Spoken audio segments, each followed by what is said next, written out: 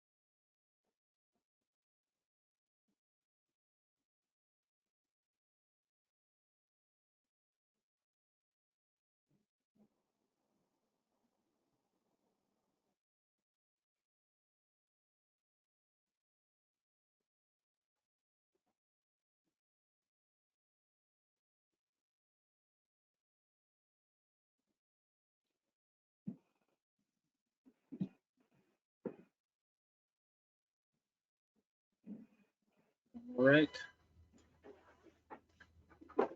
It is 12:30. People are trickling in, but we're going to get started now.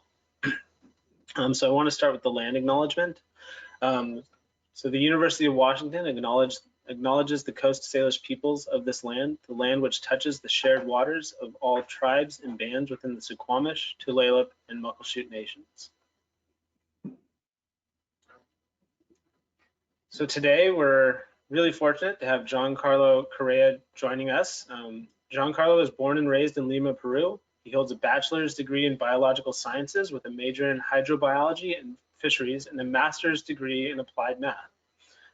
He worked for 5 years at the Marine Institute of Peru, where he focused on the assessment of small pelagic fisheries in the Humboldt Current system. He's also studied the spatial and community dynamics of pelagic fishes off Peru. And currently, Giancarlo is a PhD student in the Fisheries Oceanography Lab at Oregon State University. Not sure if I can say this part without, being a lifelong Husky, but go Beavs. His research focuses on studying climate impacts on somatic growth and recruitment of Pacific cod in the Eastern Bering Sea and how that can be incorporated into stock assessment models. So Giancarlo has graciously agreed to take questions during the talk. So if you have questions, just put them in the chat and we'll direct them to Giancarlo. And without any further ado, take it away. Thanks, Ian. Thanks for the invitations. And I am very happy to present today. Today I'm going to talk about how the temporal and spatial variability in somatic growth can impact some data inputs of stock assessment models, but also some model outcomes. This is the outline of my presentation. I will begin talking about some basic concepts about somatic growth in fish populations. Then the first part of the presentation is going to be how the spatial and temporal variability in somatic growth affect the age composition estimation, a very important data input in stock assessment models. And the second part of the presentation is going to be about some consequences of somatic growth misspecification on stock assessment outcomes. And finally, I am going to give some very general conclusions about this presentation. So some basic concepts about somatic growth. Let's assume that this is a exploded growth population. There is a certain number of individuals, and in general, there is a biomass for this population. So there are two main factors that contribute to the increase in biomass for the population. The first factor is the recruitment, adding new individuals to the population, and the second factor is somatic growth. But also there are two other factors that decrease the biomass of the population. The first one is deaths due to natural causes, due to natural mortality, and the second one is the fishery. In this talk, we are going to focus on the somatic growth component of this diagram. So as we all know, the somatic growth is just increasing size or biomass in some cases. So we know that individuals grow in time. Correct? This is a very simple concept about somatic growth. But what is behind this concept? Well, I would say that this is a trade-off between reproduction and growth.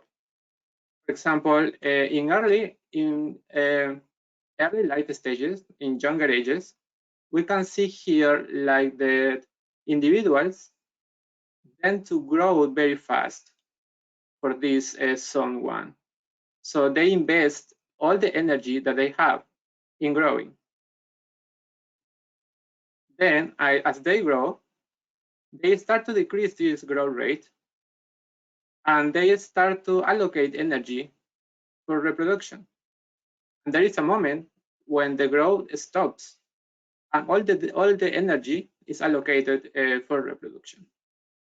This is more or less what is happening, why individuals grow, and what's going on behind this concept. And this growth rate can vary in space and time. So it's not going to be constant for any population. And there are many factors that influence these somatic growth rates. The first one is the environment. There are many studies about how temperature and food quality and concentration can influence the growth rates for different fish populations. We can have some factors such as predators. Also, the fishery. We all know that fishery tends to remove the fast growing individuals of a population. Some studies talk about density dependence. And finally, some genetic factors. And this is just a figure trying to summarize all these factors. For example, if we focus on this first figure, we can see that temperature has a very important effect on somatic growth rates. Normally, in cold environments, fish populations tend to grow slower than in warmer environments. And this is because of the metabolism behind how warm environments can increase the metabolism in fish individuals. But also for the fishery, as I said, this is a very complicated process. Some people say that the fishery tends to increase the somatic growth rate for younger ages. Like we see here, this gray line is a fish population that is exploited.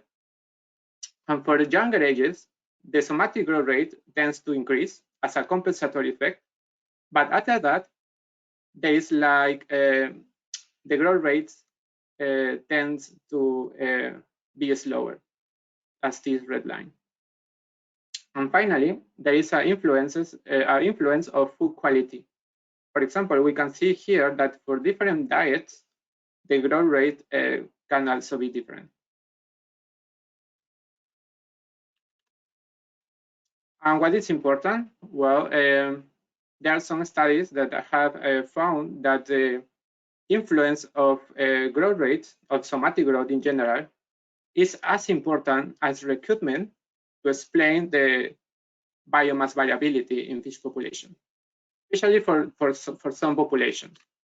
For some populations such as Pacific cod or Canary rockfish, we can see here that the growth is a very important contributor to the biomass variability in fish populations. Okay. So we have to keep that in mind, that it's not just recruitment, but also is somatic growth. Okay, now we are going to jump into the first part of this presentation. Here I am going to talk about how this temporal and spatial variability in somatic growth rates can impact the age composition estimation.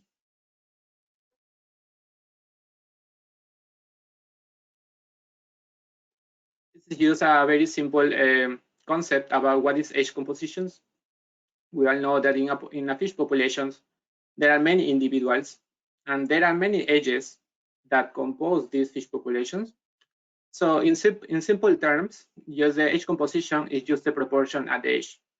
at a given time, at a given location, etc. So it uses the proportion at age, how this individual distribute across ages. Now we are going to talk about how the age composition is estimated. I am going to give you an example. This age composition can be estimated from fisheries, from the fishery or from a survey. I am going to talk about a survey. Let's assume that we have this survey, and maybe most of you are familiar with this survey design. This is the bottom troll survey in the Eastern Bering Sea. And we have many stations, and in each station, at each station, a scientific vessel samples that station using a bottom troll net. And we have more than 360 stations here, I think. But now let's focus on a single station. So at a single station, we have the whole catch. We have a certain number of individuals out at that station. And from this whole catch, we used to take a sample, which is going to be called the length subsample. And we are going to get length information for all these individuals in the length subsample. With that information, we can know what is going to be the catch at length. We can know what is going to be the catch at length in the hole, in that hole. Or some people call it abundance at length. I am going to call it the catch at length. From the length subsample, we can take another sample, which is going to be called the age subsample. And we do this using a defined age sample strategy, and this is a very important step because it can influence the age composition estimation later on. So there are two well-known sample strategies here. The first one is the proportional sampling, and the second one is the fixed sampling. Proportional sampling is just like a random sample from the length subsample. And the fixed sampling strategy is just taking a certain number of individuals per length being. So I am going to assume that we are going to use a proportional subsampling, a proportional sampling strategy for this study. So with the individuals in the age subsample, scientists extract the otoliths from each individual, and this to know the age of each individual. So in the age subsample, we have information about length and about age. So this process is repeated for all holes in that survey. So this process is repeated like more than 360 times. And with all that information in the age subsample, we can construct an Hlinky Key. Right? Normally we can construct an Hlinky Key. So what that Hlinky Key tells us is the probability of being an certain age given length. For example, I am going to give an example here. For example, let's say that we have an individual of length 60, which is going to be here approximately. So that means that that individual has 60% of probability of being age 4 and 40% of probability of being age 5. That is the information that an Hlinky Key tells us. So with the Hlinky Key information, we can go back here and we can perform the age assignment, which is, and we do this used to decompose the catch at length information and to get the catch at age information. We go from the catch at length to catch at age information at that hole, and then we can expand this information for each hole to the entire survey area. And we do this using different methods. The most used method is a design-based approach, but in recent studies, some authors have proposed a model-based approach using spatial temporal models. Yeah, with that process, we can estimate the age composition of the fish population for that survey. Okay, this, in my opinion, the age composition estimation is impacted by three main factors. The first factor is the age sampling strategy. Could be proportional or it could be fixed. The second is the age assignment in the length subsample, which we use Hlink Key normally. And the last process is how we expand the catch at age information for each hole to the entire survey area. Could be design-based or model-based. For this study, for this first part of the presentation, I am going to focus on the age assignment in the length subsample.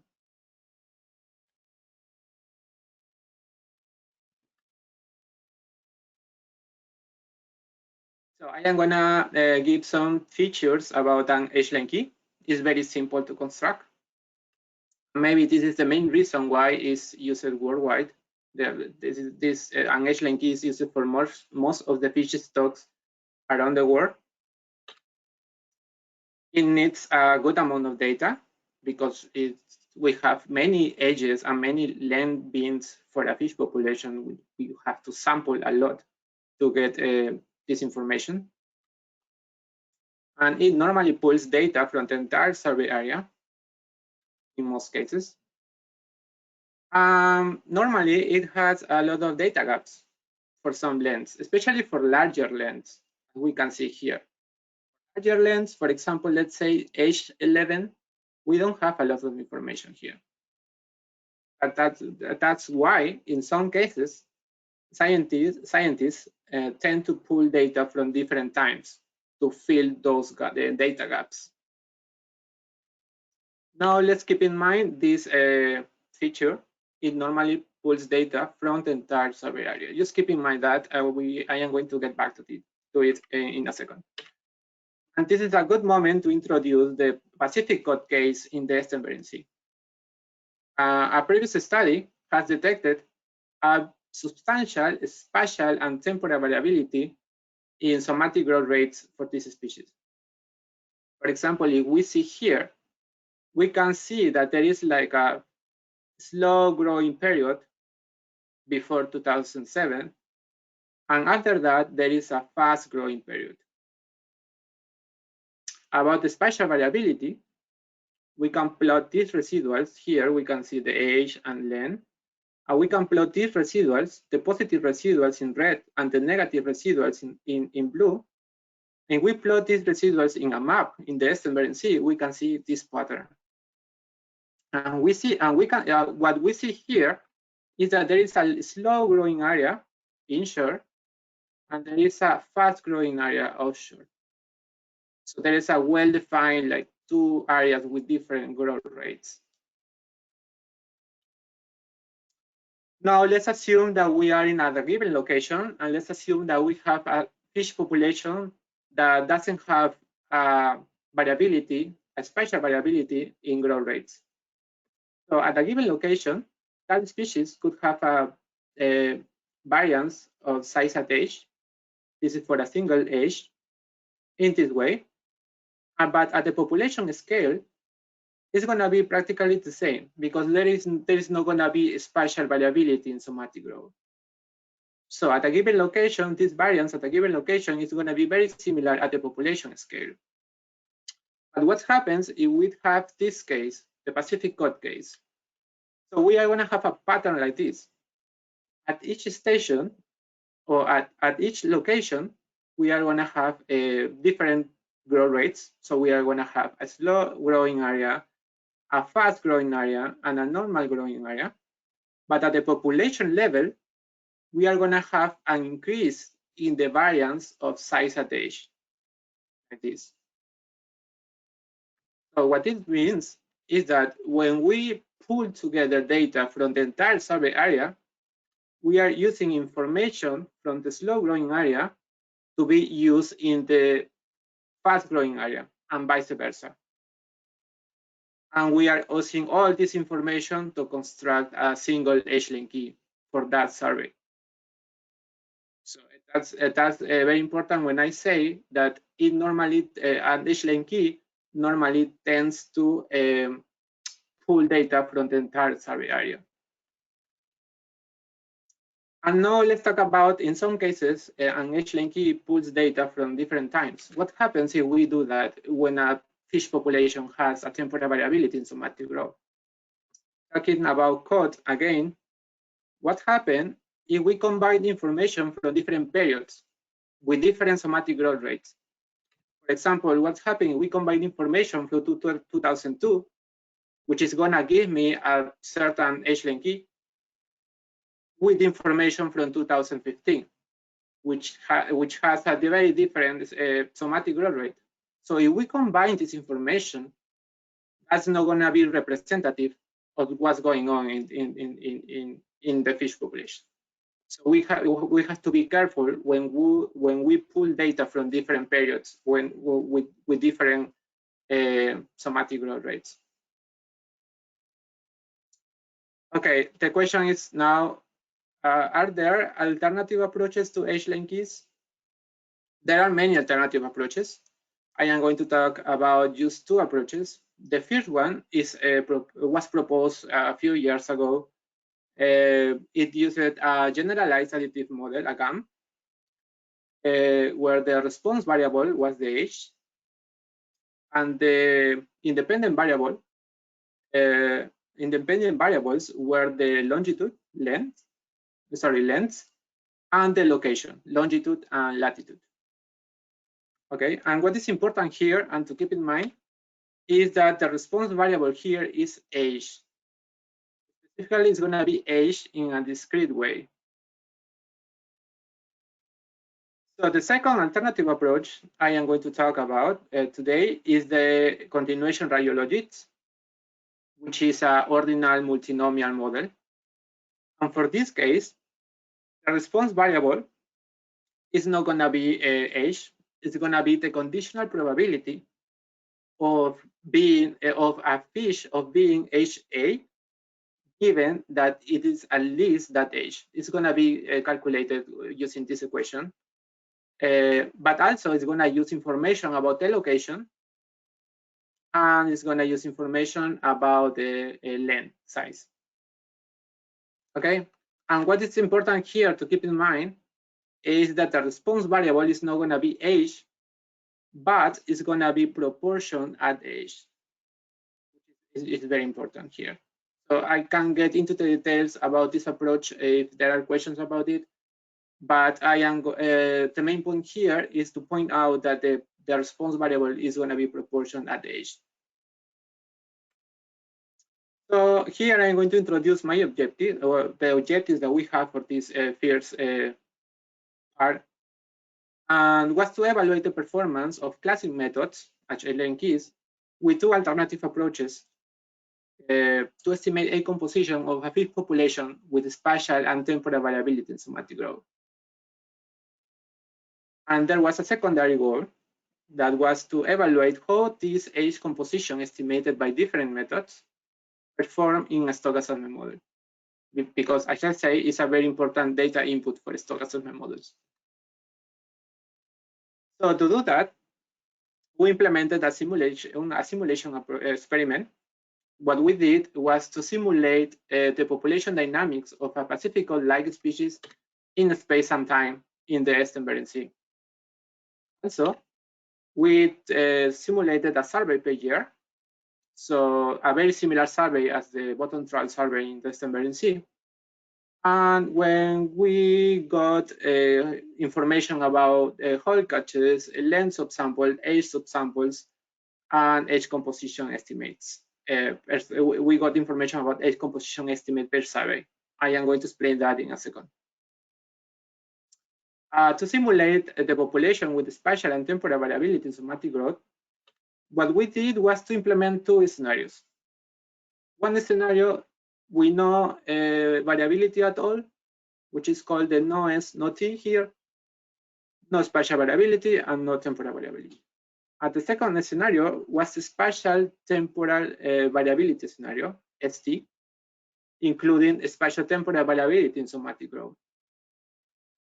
We did that using a von Bertalanffy growth equation, and the growth coefficient for the no S, no T scenario with no variability in somatic growth was constant in space and time. But for the variability scenario with spatial and temporal variability, we included two factors. The first factor is related to the spatial variability, and we simulated a spatial field like this. So in one area, we simulated a slow growing area, when we simulated a fast growing area. And the second factor is related to the temporal variability, which is simple a linear trend from the first to the last simulated year. But also, we evaluated how different variance of size at age can impact my results. We all know that we have many cases for different species, for different fish populations. In some cases, this variance is not very high. I would call this case the low sigma case when we have this behavior. But for some cases, this variance is very high. For that reason, I am going to call this case the high sigma case, when we have a lot of overlap in length distributions per age. So to estimate the age compositions, we are going to focus on different methods to perform the age assignment.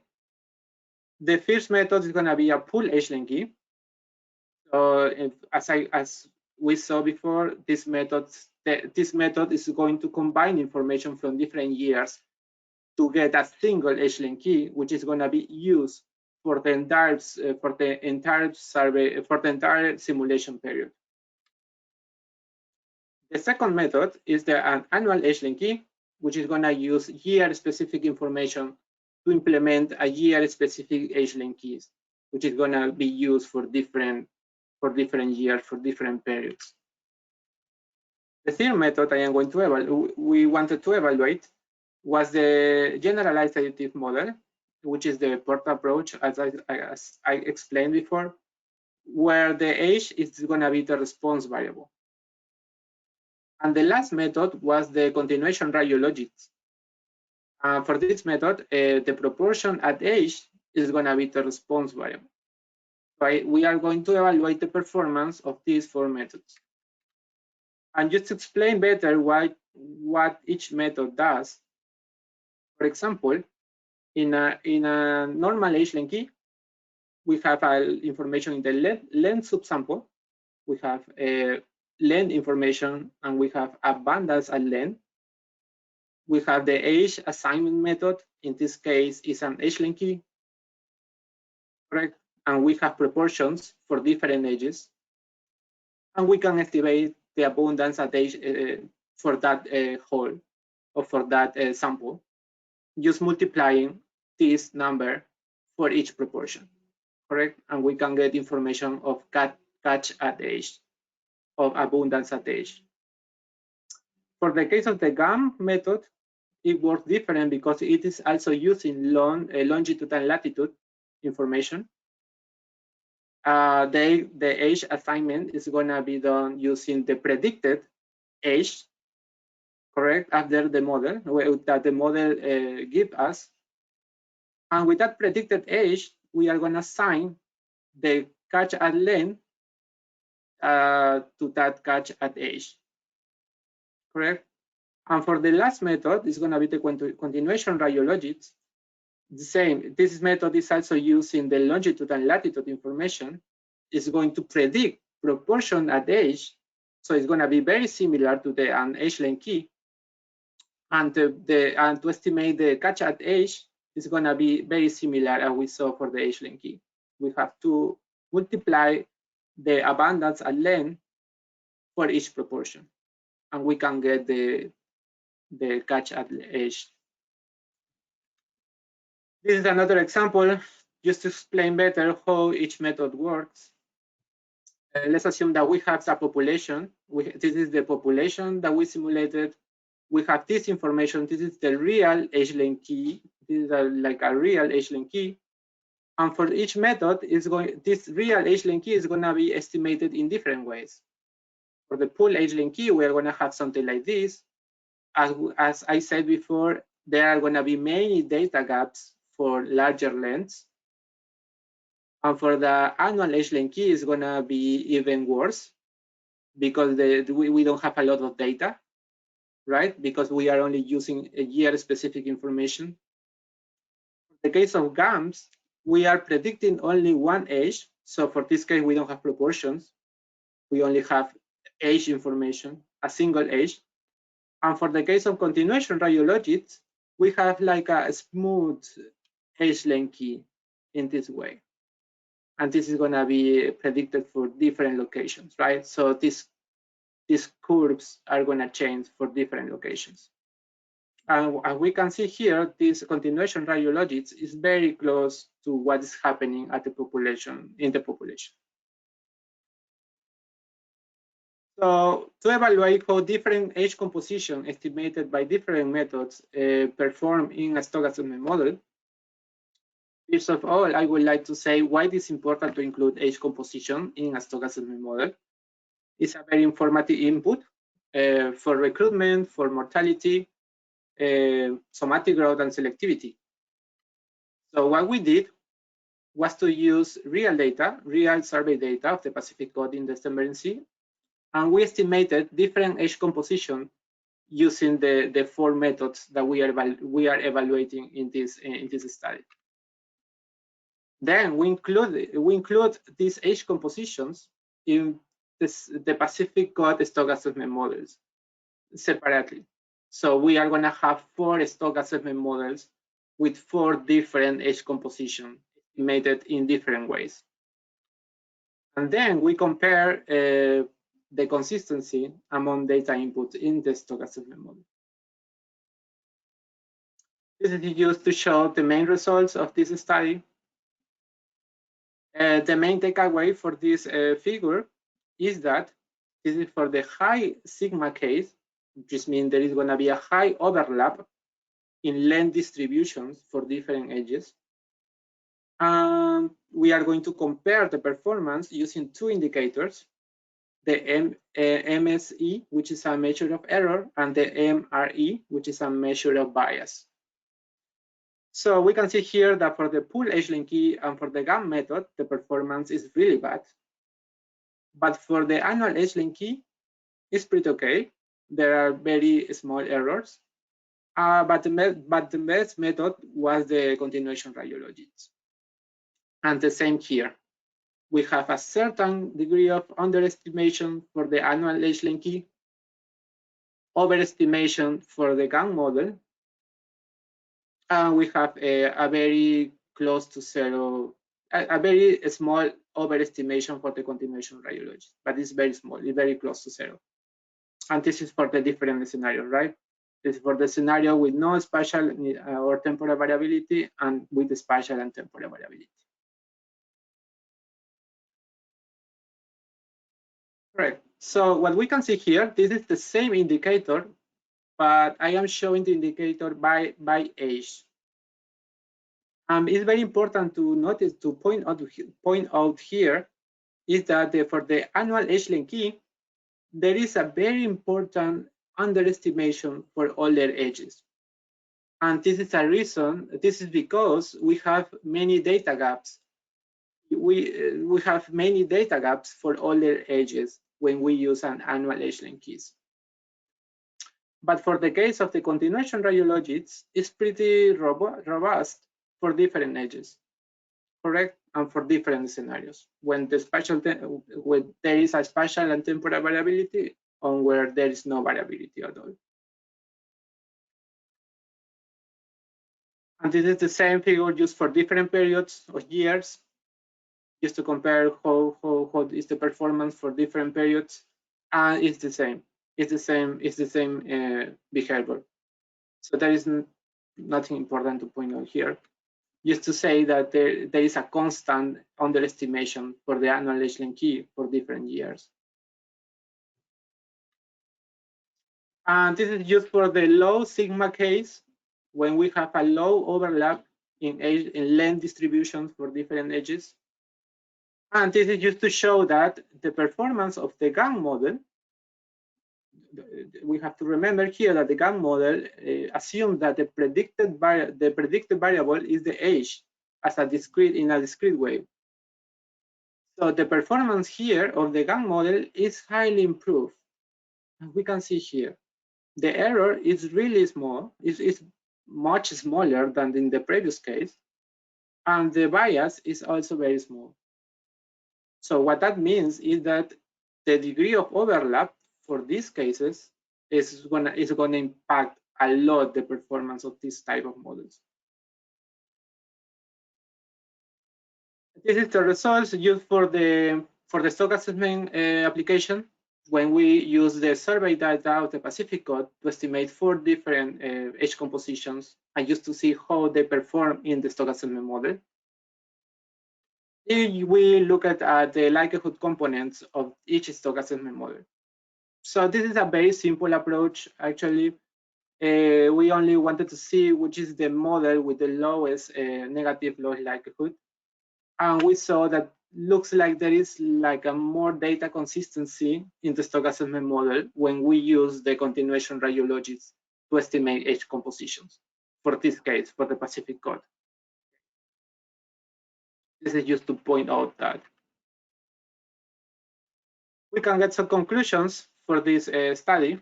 The first one is that the continuation radiology seems to be the most robust method, regardless the degree of overlap in length distributions across ages, or if the population has a spatial and temporal variability in somatic growth.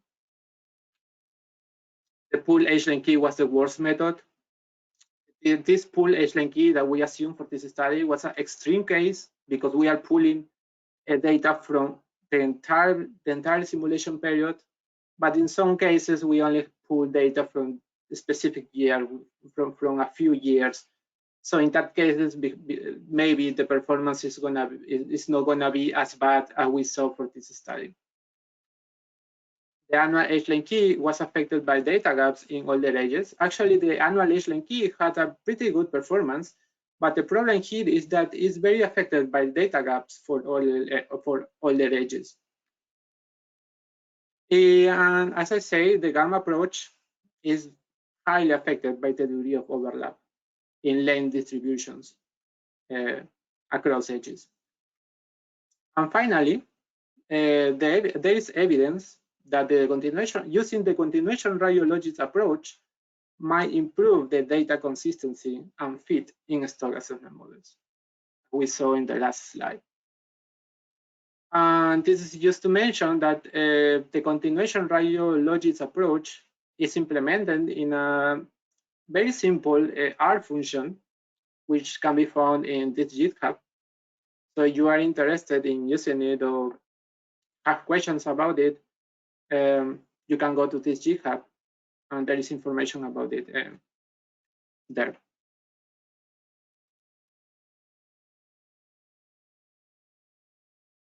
Now, this is the second part of the presentation. And here I am going to discuss about how variability in somatic growth can affect stock assessment model outcomes. Just to give a brief definition about what is a stock assessment model, it uses to process data, biological data, fisheries data, to determine the changes in the abundance of fisheries stocks in response to fishing, and it could be used also for fisheries management. Normally, a stock assessment model receives data, such as landings, indices of abundance, length composition, age composition, and in some cases, environmental indices. And also, it receives some parameters related to mortality, somatic growth, stock recruitment, and other components.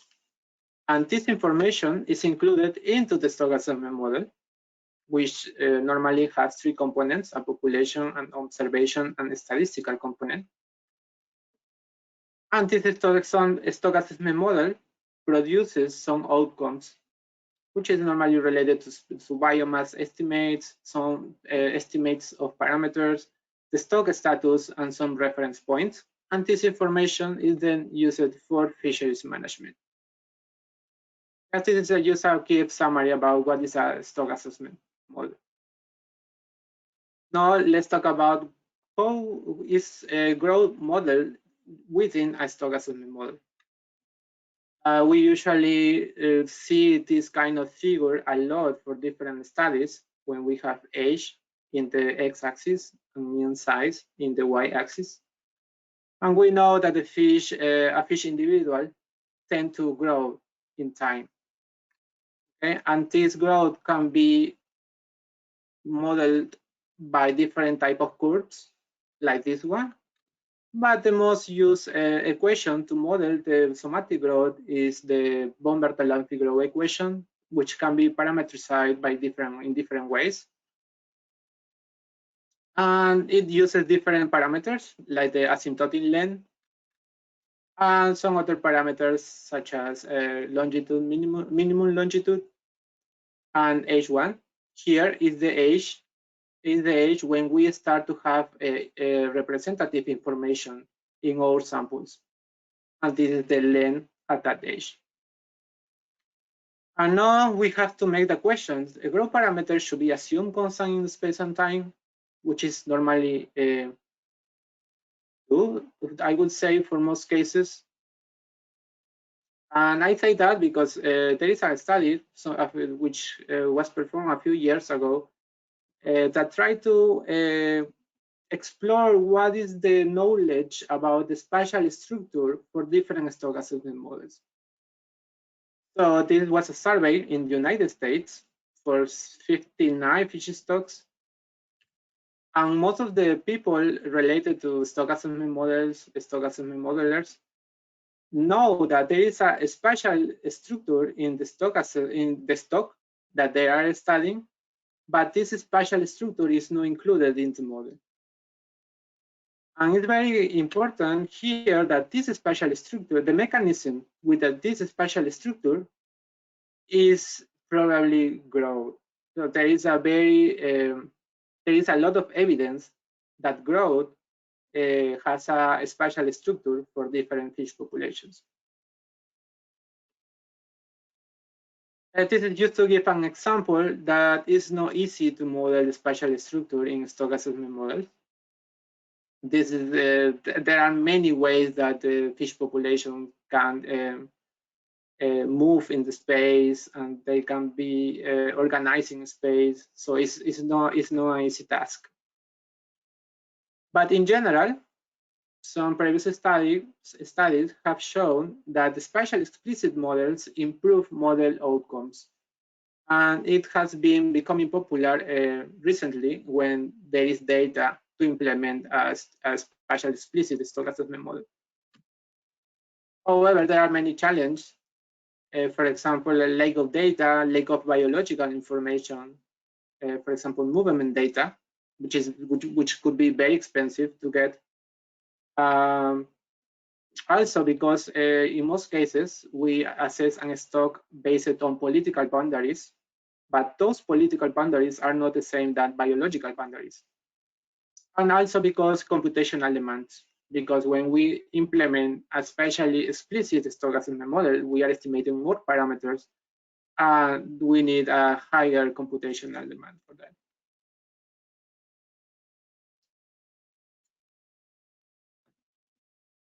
Okay, usually to study different spatial structures in stock assessment models, people use a simulation experiment.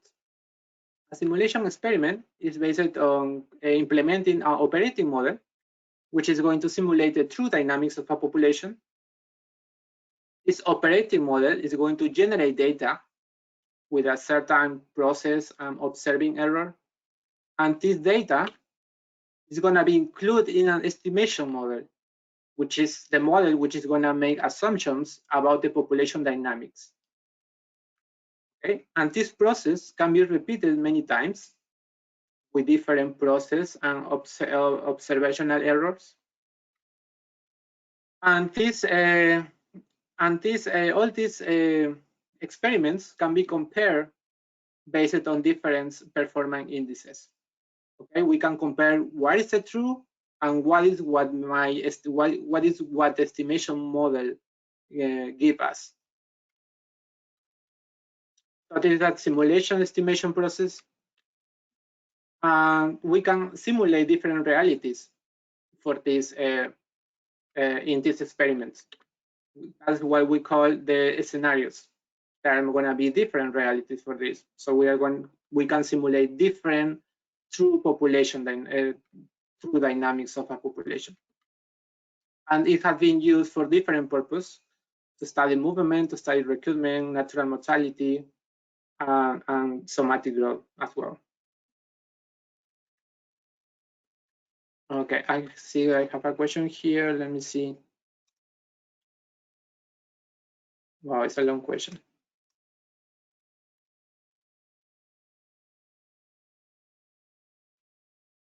Okay, I will wait until the end to answer that question.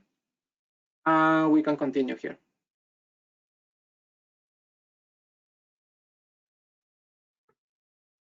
Okay, this is just to give some previous studies about how what we know about somatic growth variability and how it affects stock assessment performance.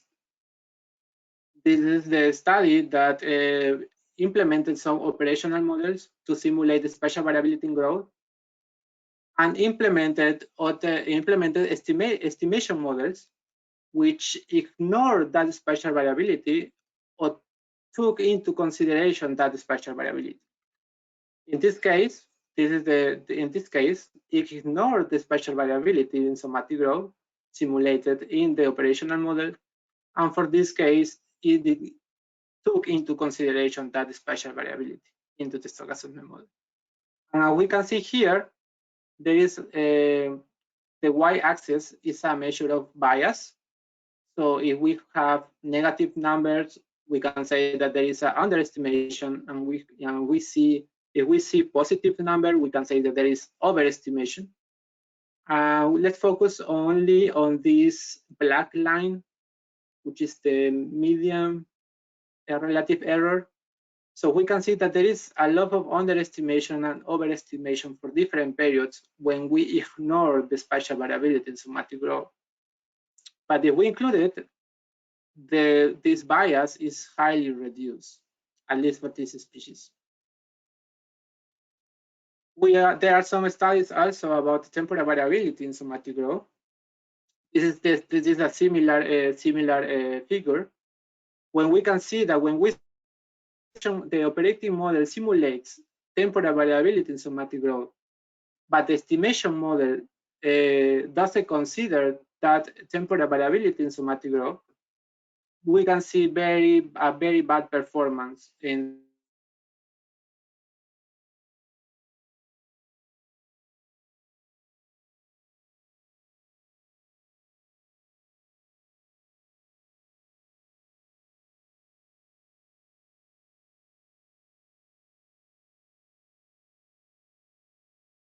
Okay, and this is just a last study.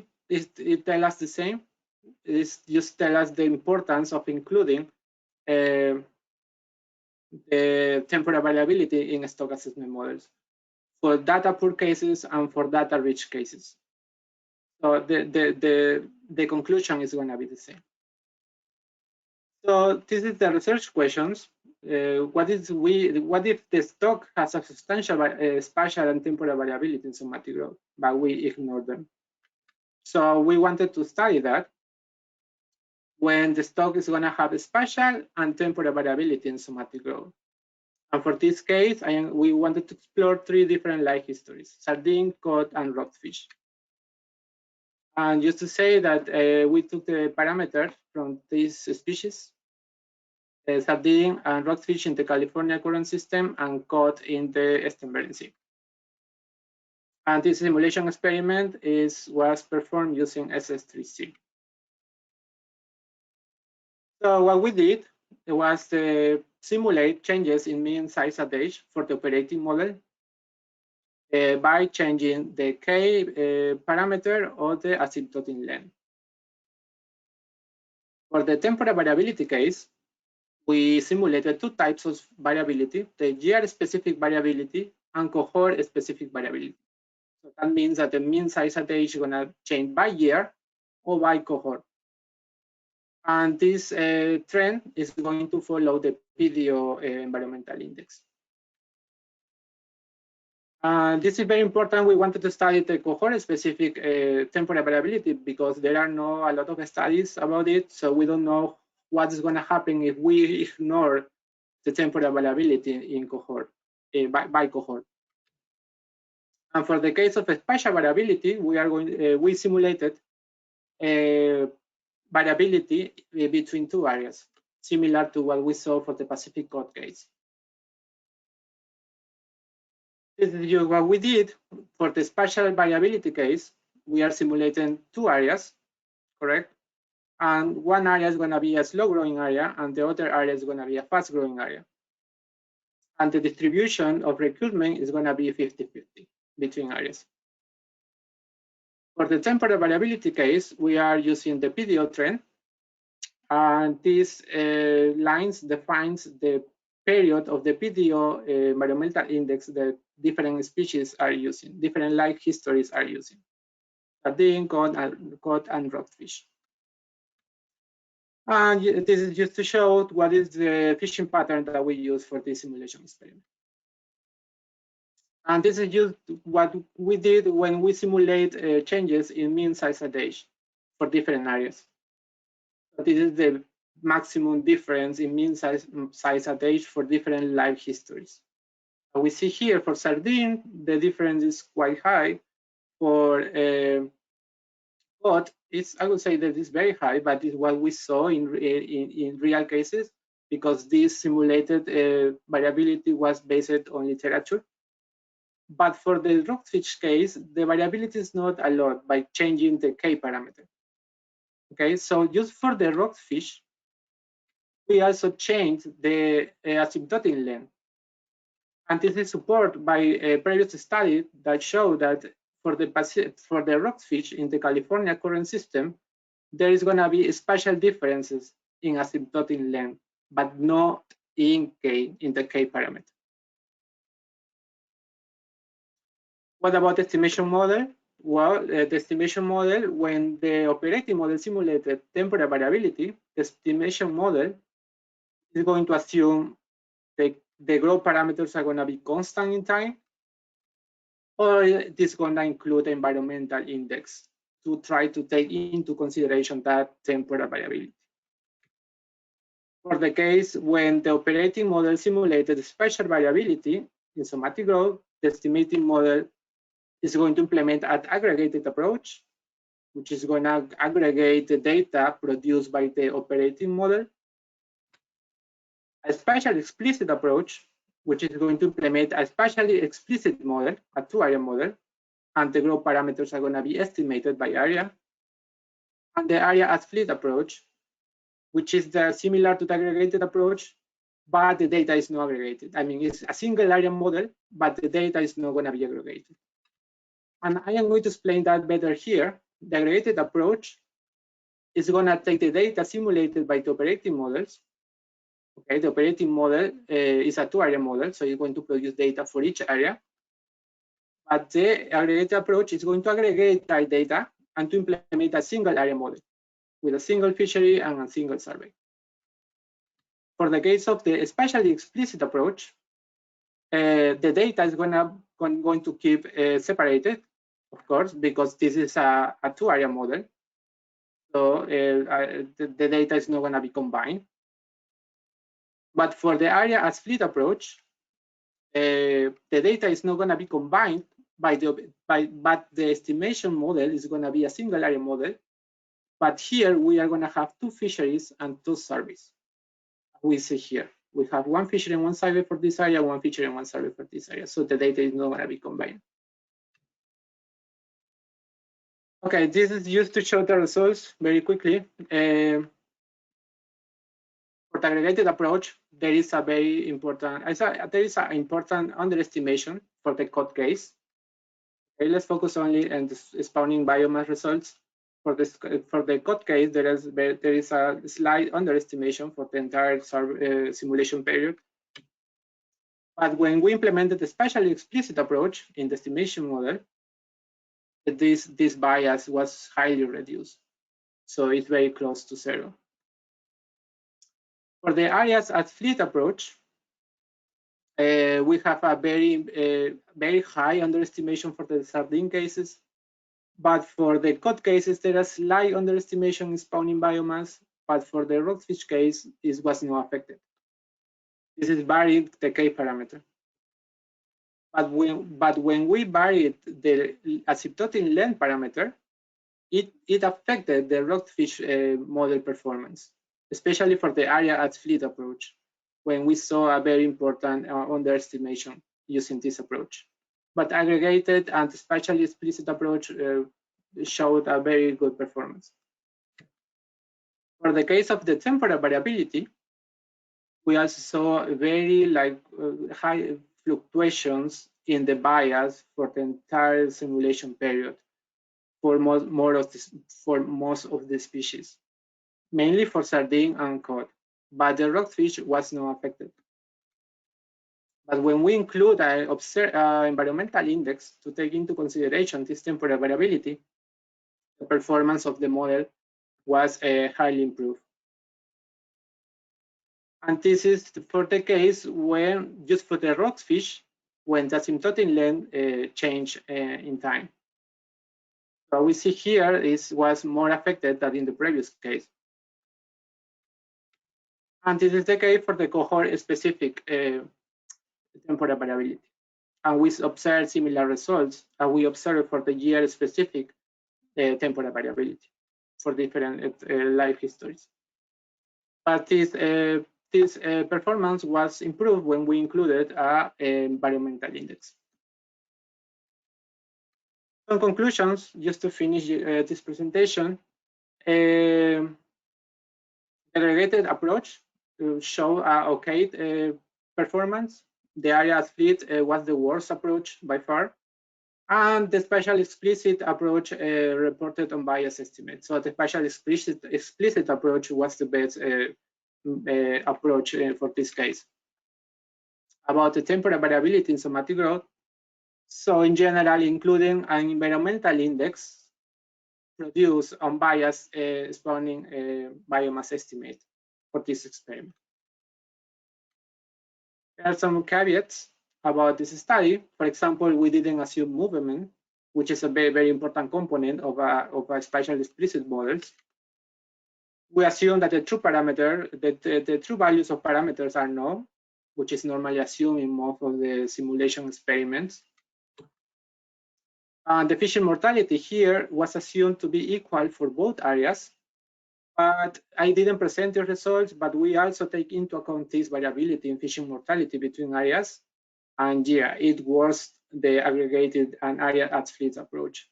So maybe I will present that results in a future opportunity. Finally, that the boundaries between slow and fast growing areas are known.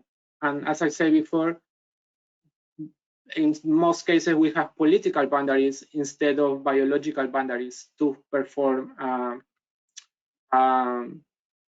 stock assessment models. Just general conclusions, just to finish the presentation, is that somatic growth is an important aspect of the population dynamic of stock. It contributes to, it should be taken into account when we estimate age compositions, because as we saw, it's very important to look for alternative approaches to estimate age compositions in these cases.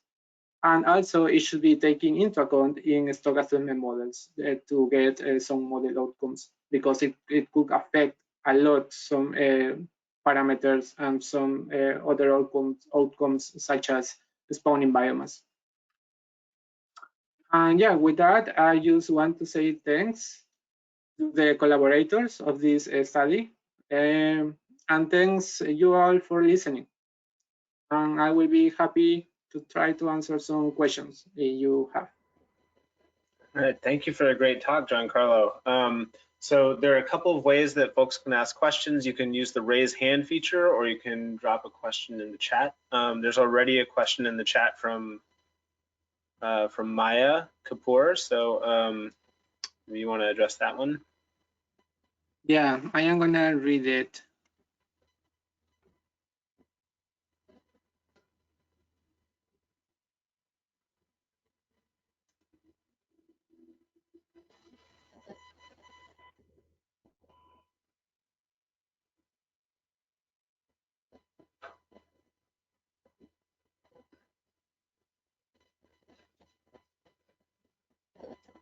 Okay, there are like two questions in this question. The first part of the question,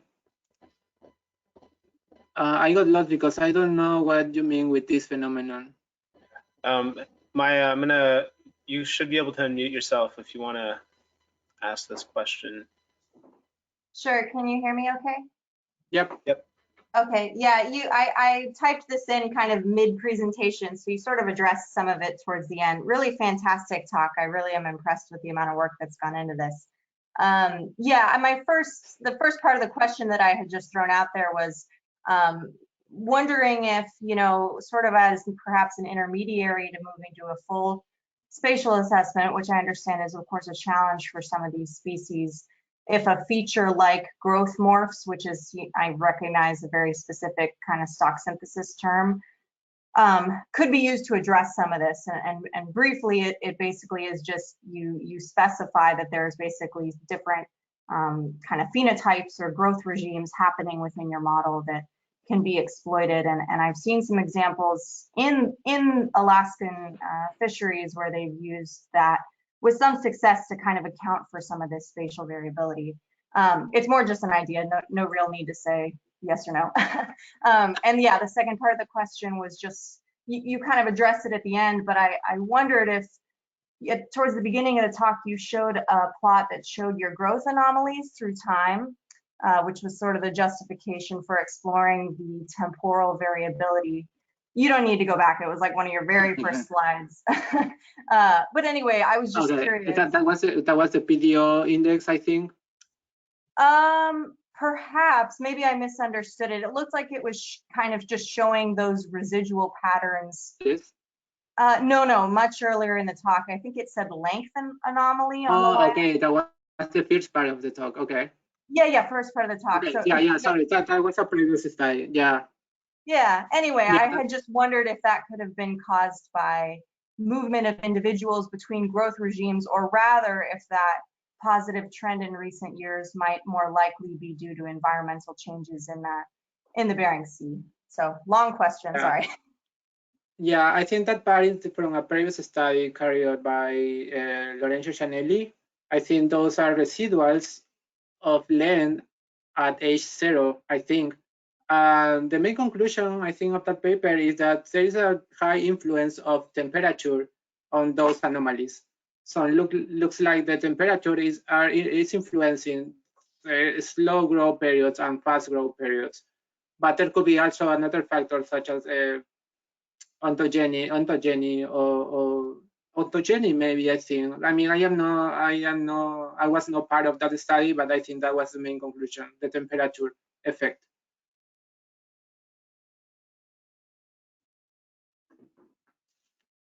Right. Doesn't look like there are any questions in the chat. Nobody has their hand raised, but I do have a question for you, which is, so what, and for the first part of the talk, what are the sort of the data requirements or sample size requirements for the different methods? Like, are there, you know, well, I guess that's just the question.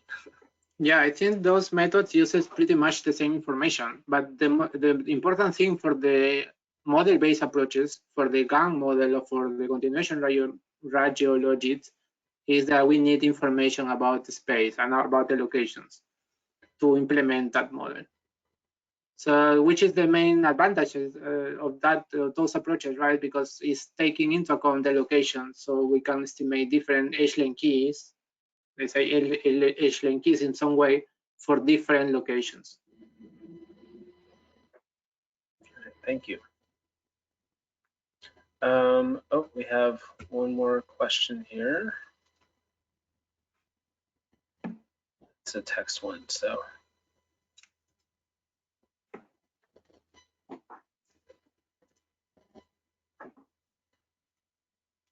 Should be one in the chat there.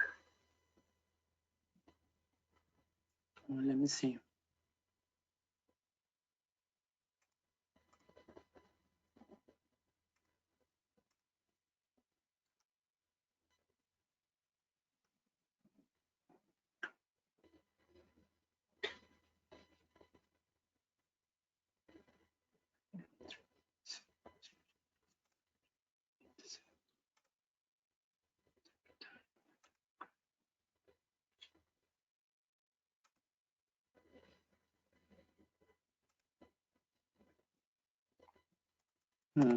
Okay, but there are any trade-offs in this? Nietzsche, you should be able to unmute yourself if you want. Thanks. Can you guys hear me? Sorry, my internet's a bit spotty. But yeah, my question was mostly related to just trade-offs associated. So in your latter part of your talk, sorry, I missed the earlier part, but you were talking about how the spatially explicit approach was basically the best one to take. And I was just wondering if there were any trade-offs associated with that, you know, in terms of like computing time, if it took longer, you know, if you needed more data type, or, you know, what were the trade-offs there? Yeah, thanks for that question. Actually, I didn't include like all the results that we had for that part of the presentation. But yeah, we also compared the convergence rates and the run times. For the spatially explicit approach, the convergence rates decreased a lot, especially for the rockfish case, because we know rockfish, we need like more than 100 years of data. So there are many parameters that we need to estimate for that case. Now, let's imagine that we have 2 areas. So do we need even more computation? We are going to need more computational demands for those kind of species when we have many years of data. So one of the conclusions that we had for that part is that for rockfish cases, it's going to be very hard to implement maybe a spatial explicit approach, because we are going to need a high computational demand for that. But for the other species such as sardine or cod, it's going to be, I think, it's pretty easy to implement the spatial explicit approach if we have the information to do that. The convergence rates were not too low. I think they were above to 80%, and the run times were, I don't know, very low for a model. I think 15 minutes or even less. Yeah, those are some trade-offs that we discussed for these results. Cool, thank you. That was a really cool talk. Yeah, thanks. All right. Looks like there are no more questions. So thank you again, Giancarlo, for a great talk.